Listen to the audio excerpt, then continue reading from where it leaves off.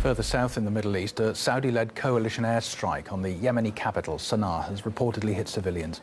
Medics there say at least 14 people, including children, were killed in the bombing on Friday morning. Again, we should warn you that the pictures you're about to see are disturbing.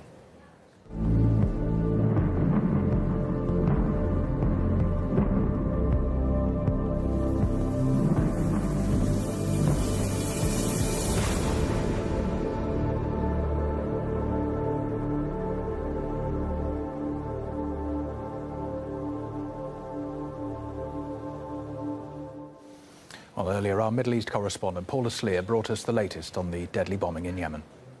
This follows a suspected Saudi-led airstrike overnight Thursday into the early hours of Friday morning. Now, rescuers say that they're continuing to pull bodies from two residential buildings. This happened in the southern neighborhoods of the Yemenite capital of Sana'a, in what is distinctly a residential area. There are no military installations there whatsoever.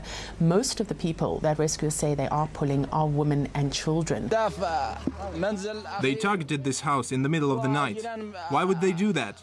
There were no soldiers or officials there, only civilians. There were families in this house, women, children. Why bomb women and children? Now, this comes after the United Nations launched a probe into another suspected Saudi-led coalition bombing earlier in the week. That happened on a hotel in the capital, and in that incident, some 41 people were killed, many of them also women and children. It comes against the backdrop of a dire humanitarian situation that has really just been getting worse since the Saudi-led coalition began its airstrikes back in 2015. There are thousands of people who have been killed. There are millions of people who are starving without access to basic necessities.